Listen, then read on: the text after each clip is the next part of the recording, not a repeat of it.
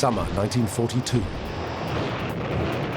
6 months after Pearl Harbor, the tides of war are shifting. An American victory at Midway strips Japan of its dominance of the waves. But this epic war for supremacy in the Pacific is far from over. Hitting island after island, it's clear the US is facing an enemy that is willing to fight to the death. This is the story of terrifying fanaticism and personal heroism, told in compelling detail, with specially enhanced color film and rare footage shot by the troops themselves, all put together for the first time to answer the question, does America have what it takes to endure and win? This is World War II in the Pacific.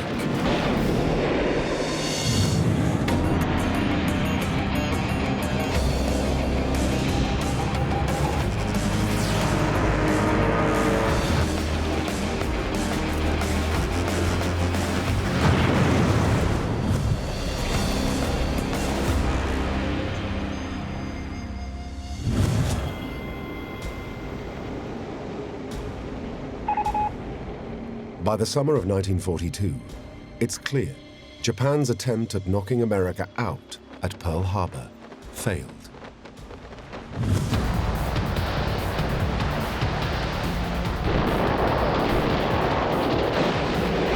In fact, the US victory at the Battle of Midway has enabled them to assert dominance at sea. It's a shift in power that has America ready to strike back at Japan's empire. The question is, where to begin?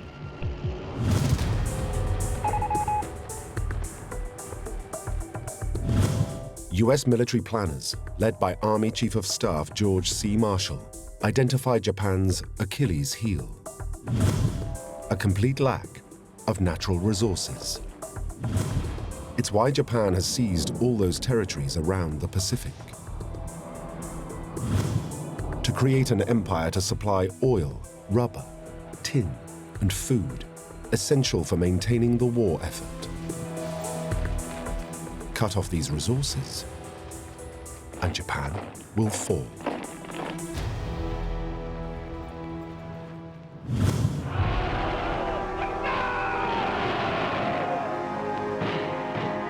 The problem is, Japanese Commander General Hideki Tojo knows it too. He has built a defensive ring of steel around Japan's empire. A string of island bases, complete with troops, ships, and aircraft to protect Japan's supply lines.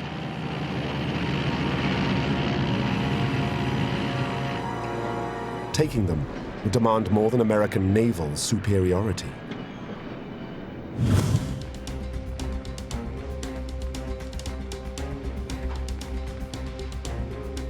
It will mean driving the Japanese from their bases across the ocean, island by island.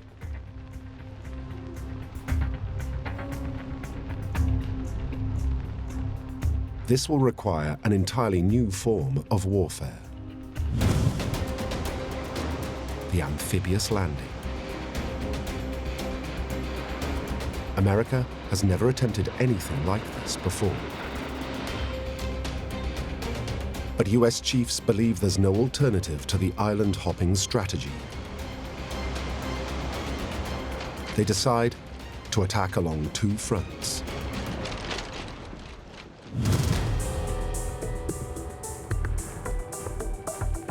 Admiral Chester Nimitz, the commander-in-chief of the US fleet, will seize key strategic Japanese bases in the Central Pacific, along the Gilbert, Marshall, and Mariana Islands. General Douglas MacArthur, the supreme commander of Allied forces in the Southwest Pacific, would take New Guinea and the Solomon Islands to the south of Japan's empire.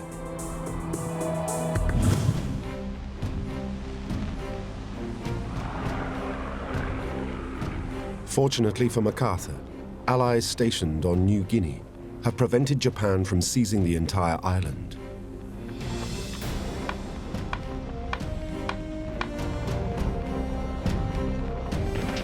The Japanese invaded New Guinea in March 1942, but came up against Australia's forces stationed there.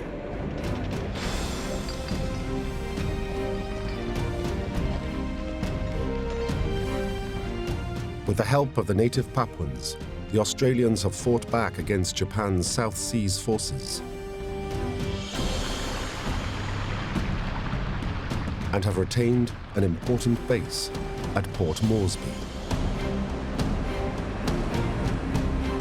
This will provide the US with a foothold from which to launch their offensive.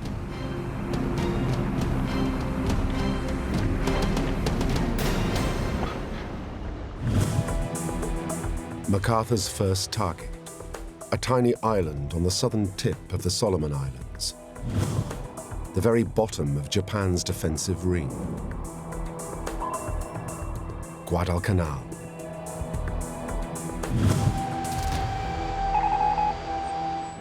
The offensive opens with shelling by US warships.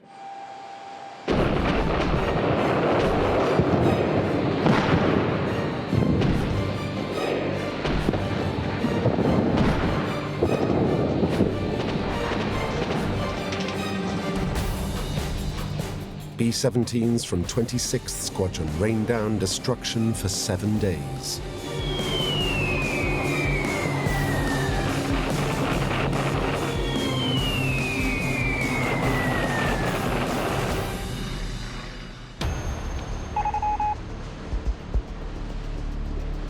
Only when Japan's defenses have been softened up does MacArthur launch the first land-based assault.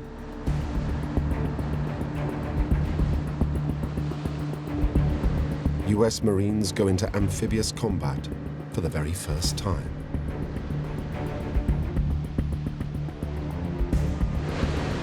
Low light and heavy clouds allow the approaching landing craft to go undetected.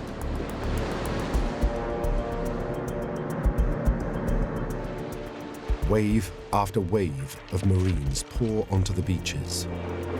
Everything is going like clockwork. But as they press up the beach, the Japanese are waiting.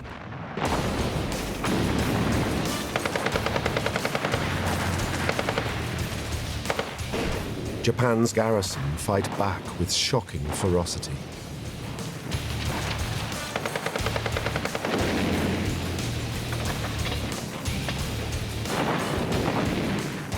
The 1st and 11th Marine Corps pound the enemy defenses with howitzers.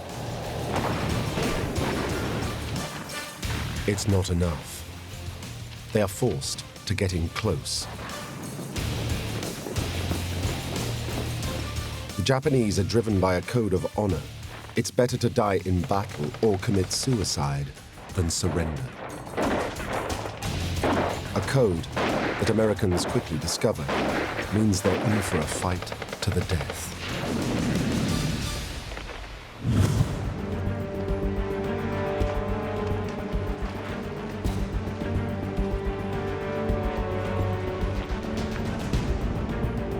Within hours, 10,000 US troops reach land, outnumbering the enemy 5-1.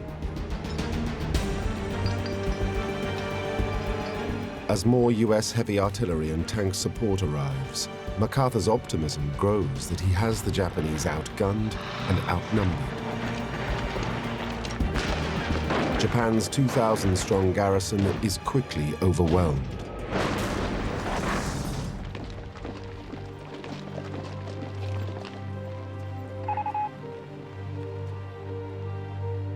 By 8 p.m., after just 14 hours of fighting, American troops secure their main objective, an airstrip on the north of the island.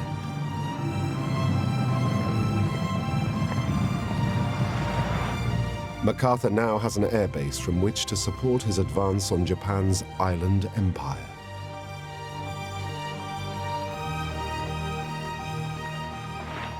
But his control over the island is far from secure.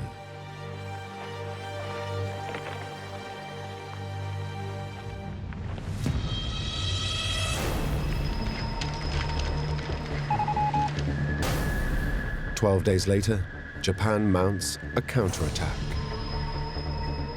A wave of 1,000 soldiers from their nearby island stronghold of Rabaul lands on Guadalcanal.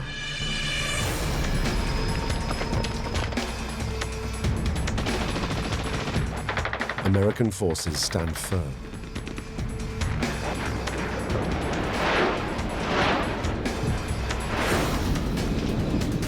Almost all of the Japanese that attack are killed.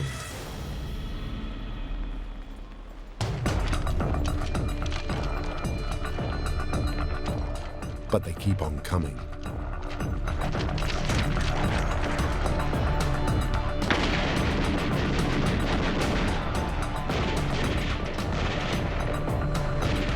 Wave after wave of Japanese reinforcements pour onto the island.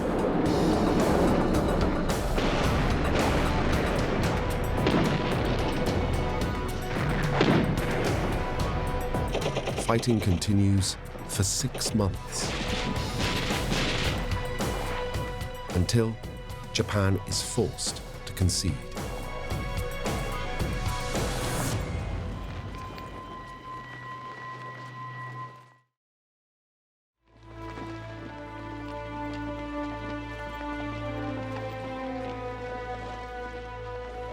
All remaining Japanese forces are evacuated from Guadalcanal by February the 7th, 1943.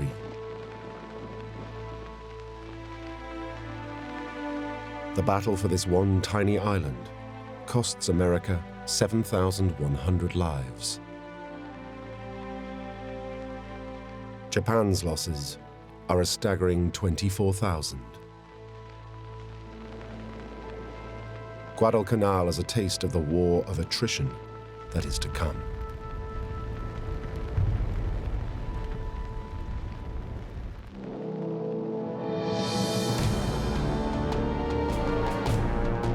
The American victory provides a key foothold on the edge of the Japanese Empire.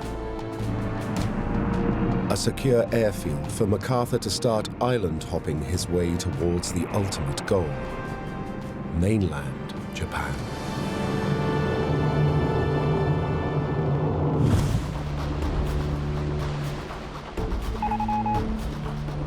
February 1943. With Guadalcanal under their control, US chiefs can now begin the process of cutting Japan off from its supply of natural resources.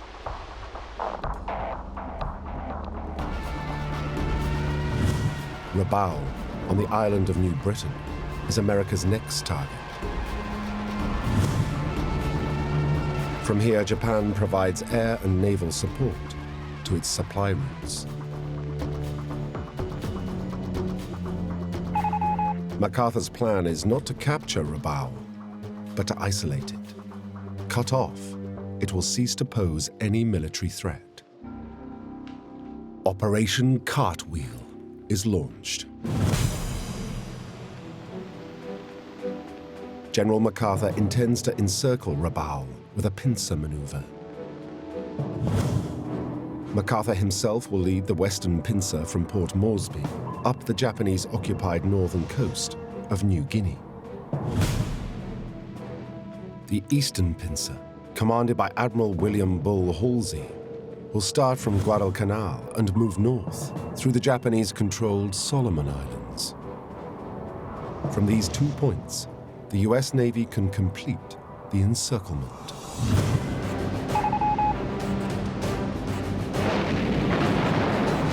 As with Guadalcanal, Cartwheel begins with intense aerial bombardment and shelling.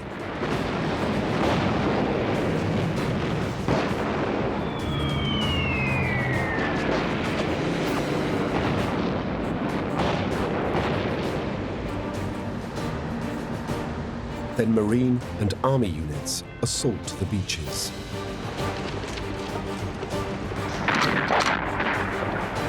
This time, the Japanese unleash heavy mortar, sniper, and machine gun fire.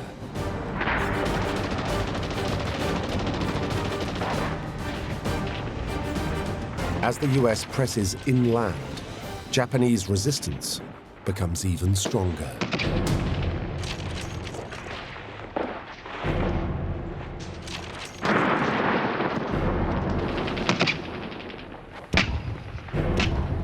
The enemy are well dug in, lurking in a network of pillboxes, caves, and underground bunkers.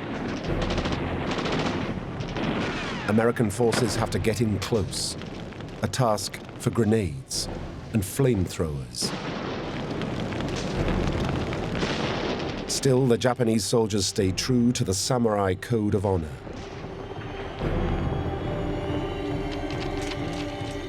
Rather than surrender, they mount suicide charges, shouting "Banzai."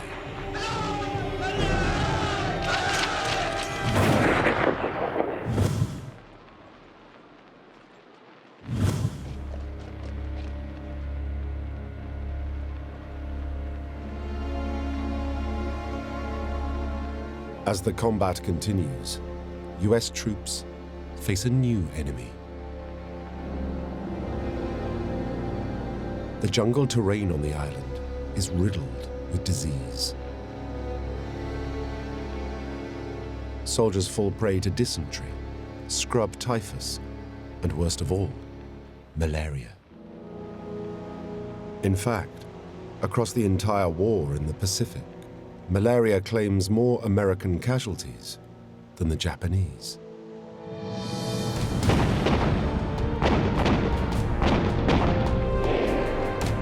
But despite the appalling jungle conditions, the US weight in numbers tips the balance. Japanese fanatical bravery is no match for America's military might.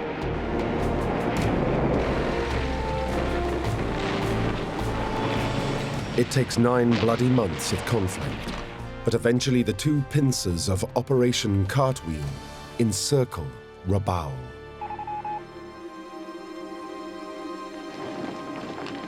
American casualties run into the tens of thousands.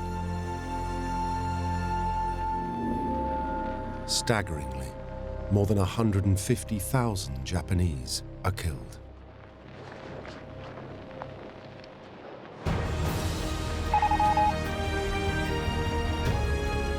Operation Cartwheel has done its job.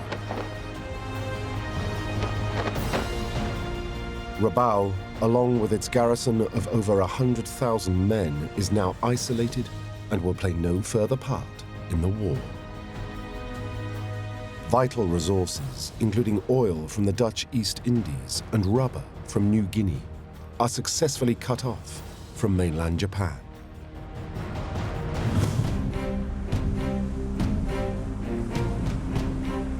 Meanwhile, to the east, Admiral Chester Nimitz and the US fleet are preparing to attack Japan's empire on a second front.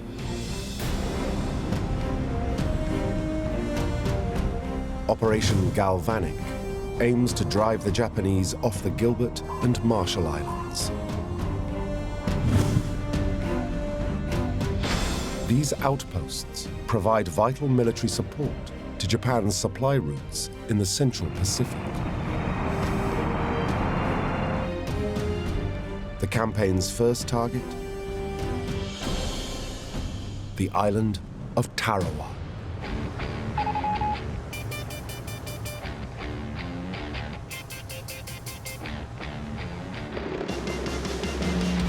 It starts with, by now, tried and tested tactics. A naval and air bombardment from the 5th Fleet. Then, the 2nd Marine Division heads for the beaches. This time, America's lack of experience of amphibious warfare shows when the troops land at low tide. They are forced to leave their landing crafts with water up to their waists and razor-sharp coral reefs underfoot. Exposed to enemy fire, hundreds of Marines are cut down by machine guns.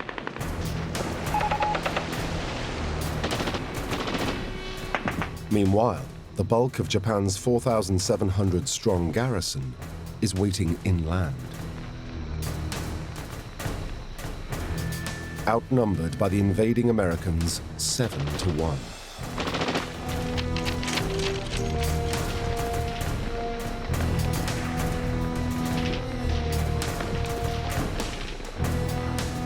Every one of them is ready to die for their emperor.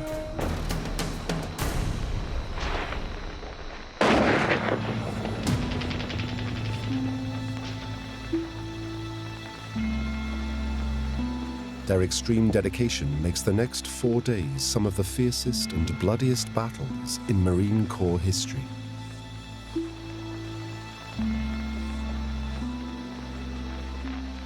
By the time the island of Tarawa is secure, 1,700 American lives are lost. Out of the entire Japanese garrison, only 17 allow themselves to be captured alive.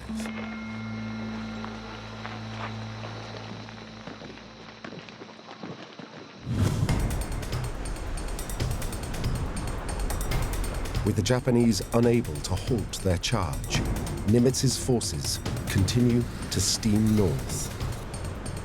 By February the 22nd, he seizes all the key targets in the Gilbert and Marshall Islands. US forces now have their sights set to the north on the Japanese-controlled Mariana Islands. Admiral Chester Nimitz and his naval task force launch Operation Forager. The first target, the Mariana Island of Saipan.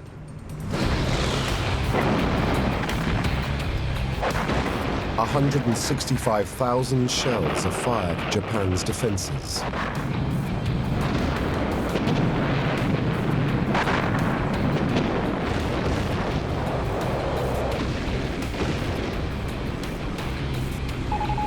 Two days later, the amphibious landings begin.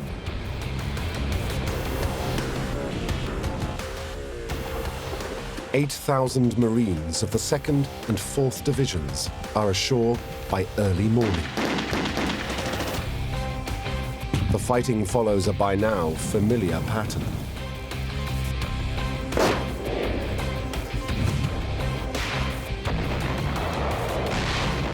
But this time, the Japanese have a surprise. They don't just have ground troops. They call up their navy. A huge carrier fleet, including 5 fleet carriers and 4 light carriers, advances into the Philippine Sea.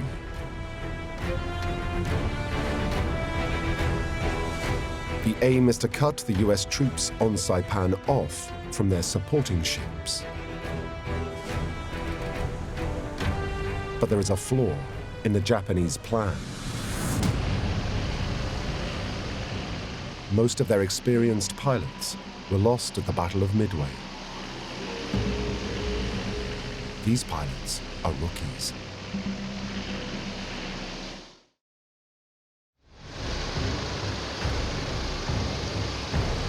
A first wave of just 61 Zero fighters take off.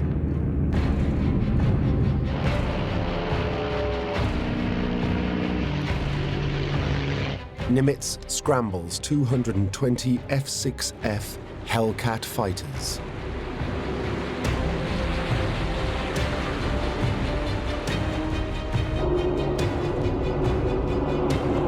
These are America's most advanced fighter planes. Their pilots are battle-hardened. It's men against boys.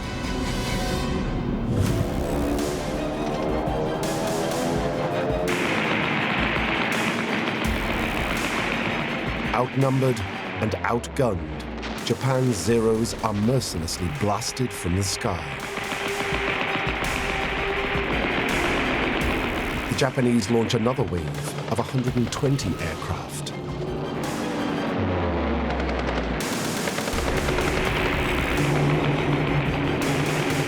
And then another 47.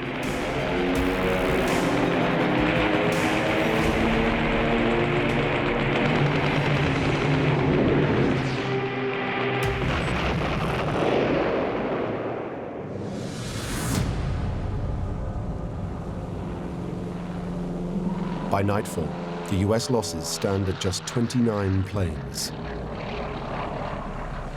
Japan's are almost 400 aircraft. It goes down in history as the Great Mariana's Turkey Shoot.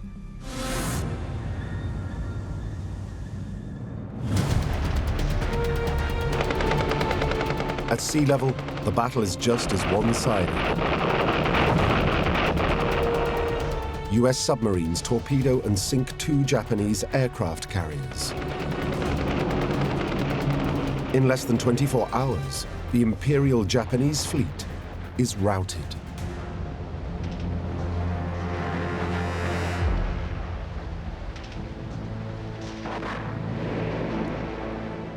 They lose 3 carriers and almost 600 aircraft. This crushing blow means that Japan can no longer compete in carrier-based warfare. The Battle of the Philippine Sea is an important American victory.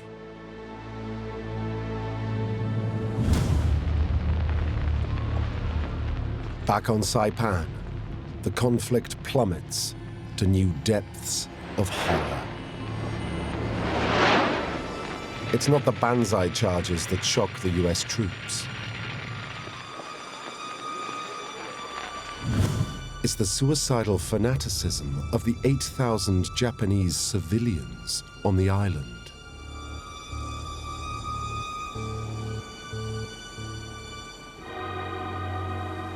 American soldiers watch in horror as men, women, and even children jump from cliffs to their death.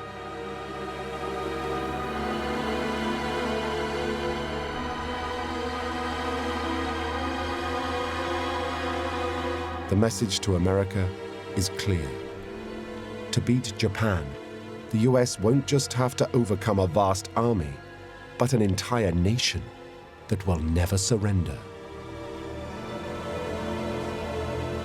How can you defeat an enemy that just won't back down?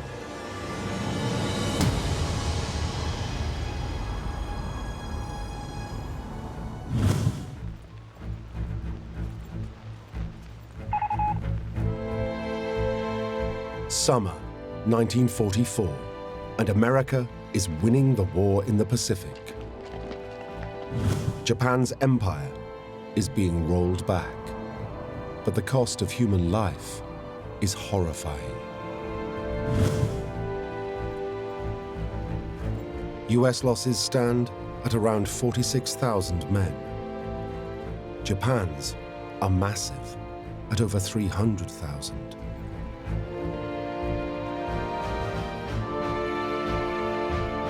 Mainland Japan is deprived of natural resources, and their war effort is taking a toll on the Japanese people. Food is in short supply. Japan's agricultural and transport infrastructures are disintegrating. But the war seems no nearer to ending.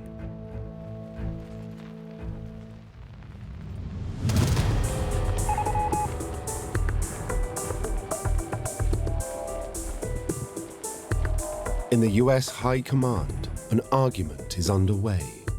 Chief of Naval Operations Admiral Ernest J. King argues that the war could be brought to a swift end by moving the fleet west from the Marianas to the island of Formosa, modern-day Taiwan. It would put Japan's home islands within easy striking range of US heavy bombers. King's plan would mean bypassing most of the remaining Japanese bases across the Pacific, leaving them undefeated but isolated.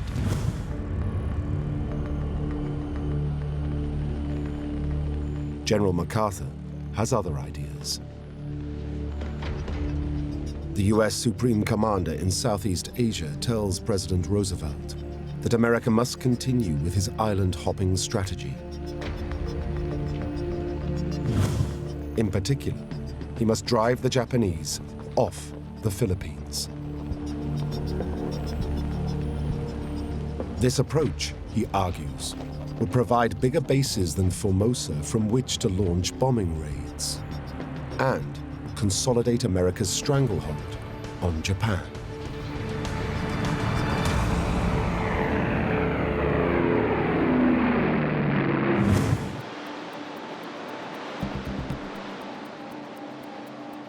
there's something else.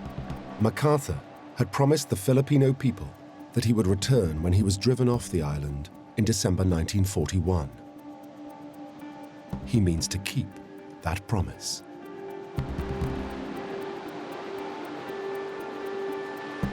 On July 26, 1944, President Roosevelt backs MacArthur's plan. It is a decision that will prove fateful for hundreds of thousands of people.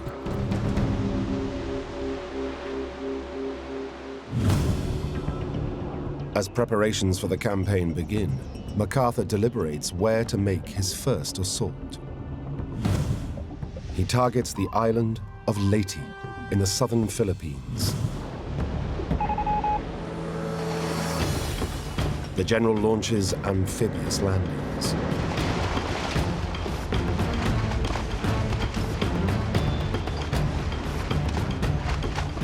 An expert in PR, he is filmed striding ashore with his troops, showing the folks back home that he has indeed returned.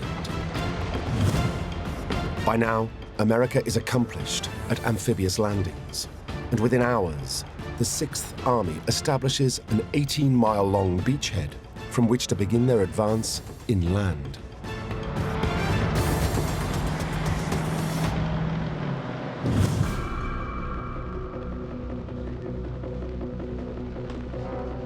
The Japanese High Command know they have to try something different to break the cycle of American success. They gamble and mobilize all their remaining major naval vessels. They call it Operation Show, meaning victory.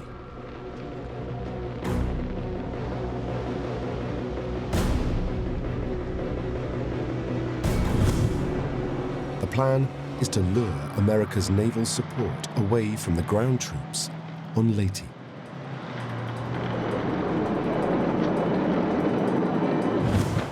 The Imperial fleet is split into 3. One convoy advances through the San Bernardino Straits to the north, and another through the Surigao Straits to the south. The 3rd Japanese convoy, including the Imperial Navy's last 4 carriers, approaches the Philippines from the northeast.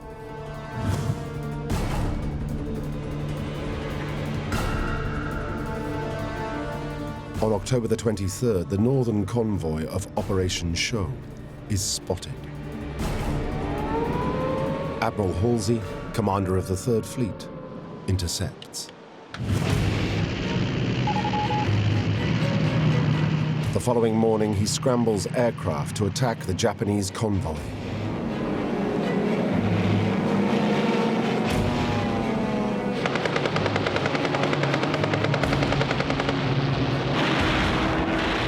The Japanese come under fire.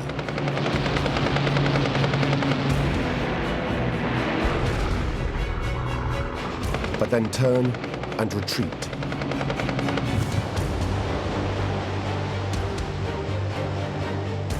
It's a trick designed to lead Halsey on. He takes the bait, heading straight towards the Japanese carriers to the northeast and away from Leyte.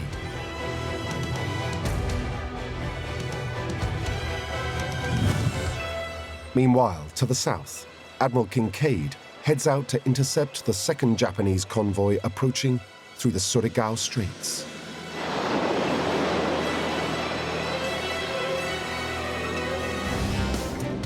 Japan's plan is working.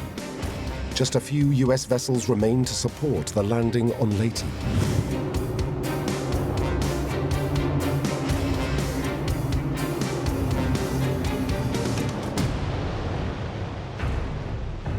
Now, under the cover of darkness, the Japanese fleet that had appeared to retreat turns back to attack the handful of American ships still covering the landing. This could be the victory that Japan so desperately needs.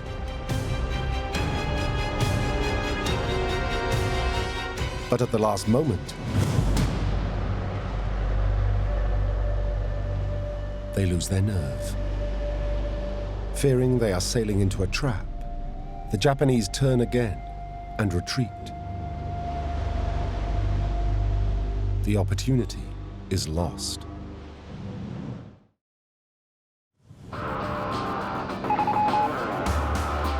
In the Surigao Straits, Admiral Kinkaid and the US 7th Fleet unleash hell on Japan's southern convoy.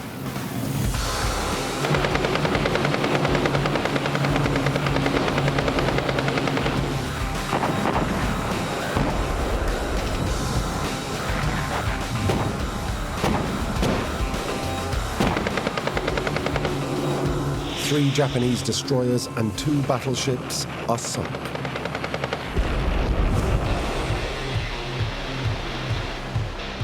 To the northeast, Admiral Halsey and the 3rd Fleet reach the 4 remaining Japanese carriers.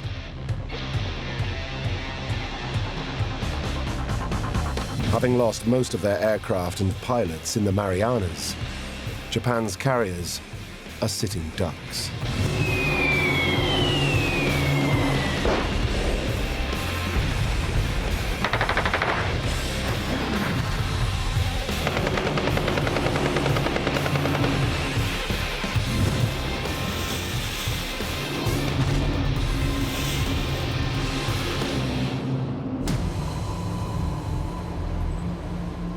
All 4 are sunk. It should be the final knockout blow against the Japanese Imperial Navy. But Japan believes it can still strike back against the US fleet. With a terrifying tactic that takes its fanaticism to a whole new level.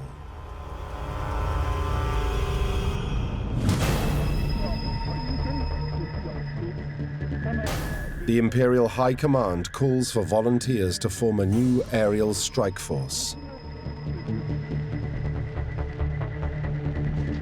They are called Kamikaze, meaning divine wind. And they are required to make the ultimate sacrifice in the name of their emperor.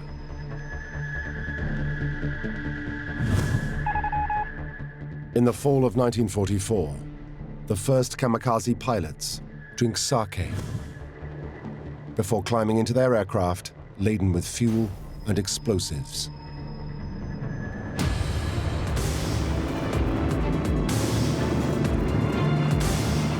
Their targets are America's aircraft carriers, supporting the troops on the Philippine island of Leyte.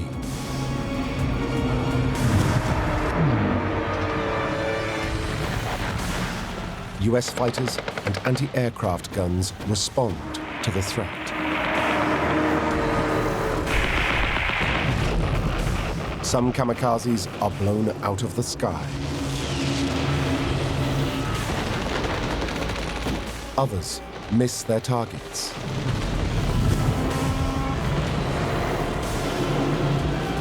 But a direct hit is devastating.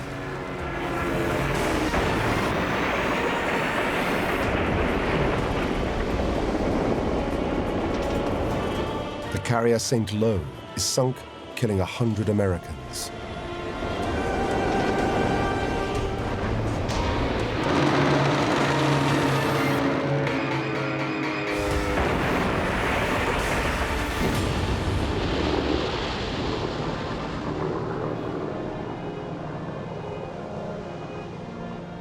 As horrific as these attacks are, they're not enough to turn the tide of the war.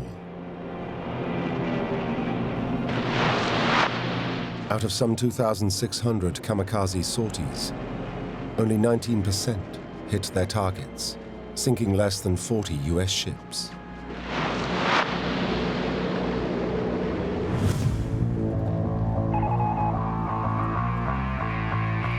Back on Leyte, ground forces face off against Japanese defenses across the island.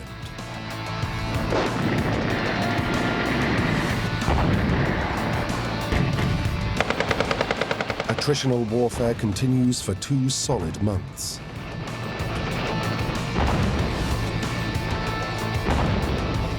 But once again, Japan's determination is no match for America's sheer weight in numbers. They are outnumbered 4-1.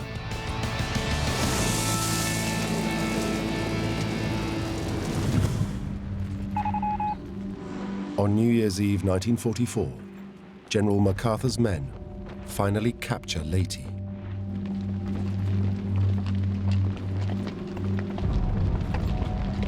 Almost the entire Japanese force of 50,000 lies dead. Now MacArthur can launch his attack on the main Philippine island of Luzon.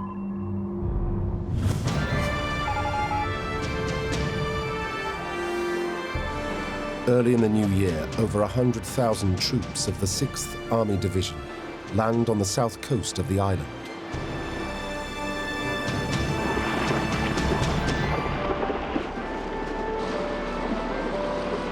The landings are relatively unopposed.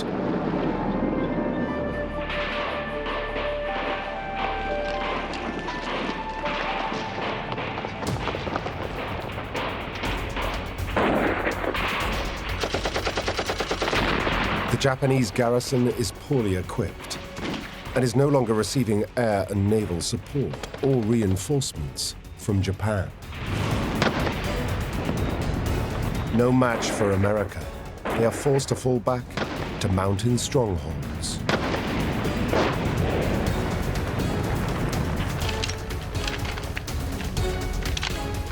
As US reinforcements pour onto Luzon, MacArthur heads straight for the capital, Manila.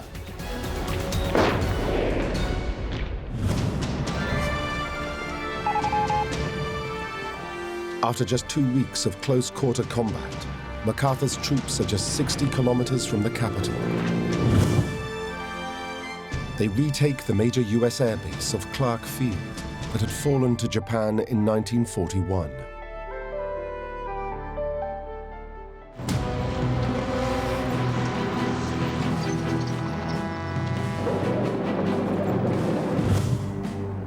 With Manila in his sights, it looks as if General Douglas MacArthur is about to make good on his promise to liberate the Philippines. The 1st Cavalry Division take the bridge over the Tulahan River. And on February the 3rd, the US enter the capital city, Manila.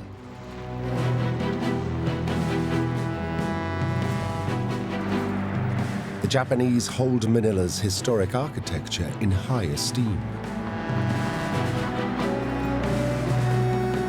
To preserve it, General Yamashita gives orders to withdraw completely.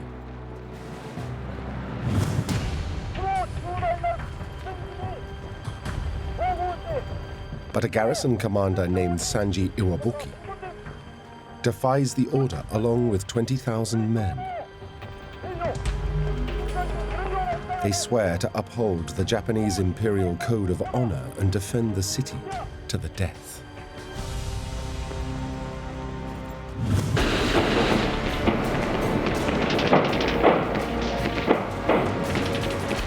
The battle for Manila becomes the first and fiercest example of urban warfare in the Pacific Theater.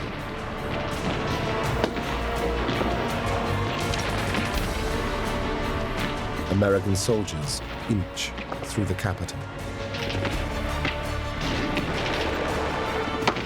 They face snipers, machine gun nests, and hidden artillery.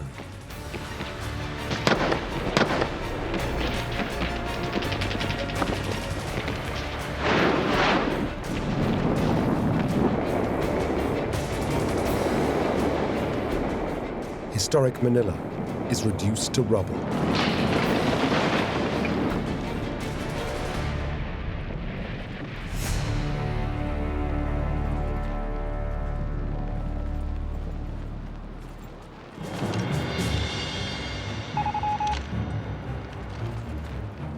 After a month of fighting, US forces drive Iwabuki and his remaining troops to the historic center of the city known as Intramuros. There, they will make their last stand.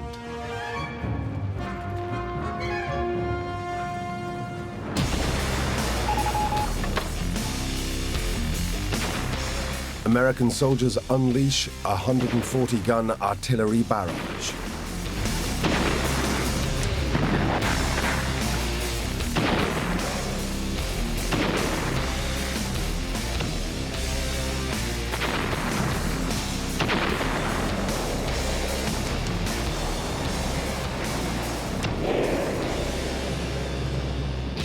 US troops then assault the stronghold.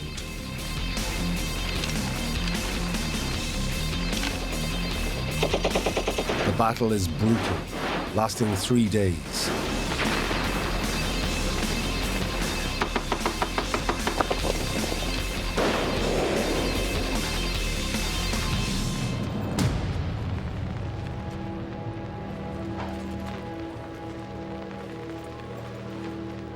At dawn, on the 26th, Iwabuki and his officers commit seppuku, the Japanese act of ceremonial suicide.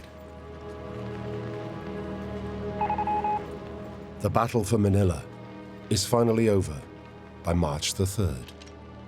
American losses stand at 1,000. Japan's at 17,000.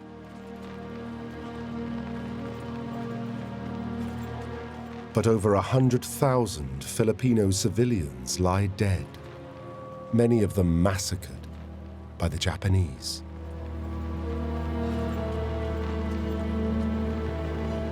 It is the highest death toll of any battle in the Pacific Theater so far.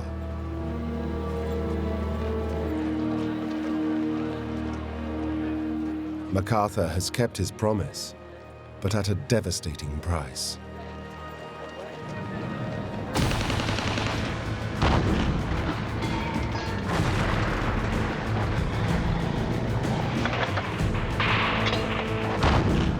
The battle for the Philippines will continue for 5 more months, as the US are made to weed out pockets of Japanese defenders dotted around the islands.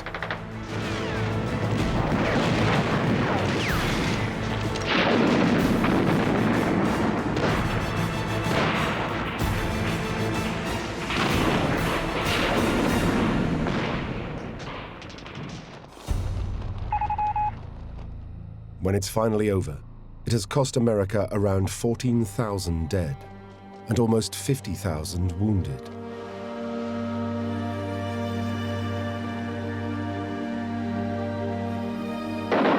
Japan has lost almost 350,000 soldiers' lives. Strategically, the campaign has been a success. Japan's navy has been crushed.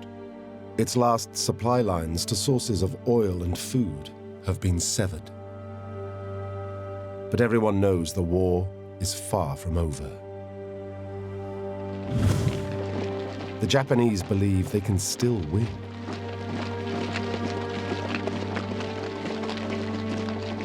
If they can make the fighting brutal enough and just fight on whatever the cost, they are convinced that America will not have the stomach to continue. US chiefs know this too. They need to find a way to force Japan to surrender quickly and unconditionally. But how?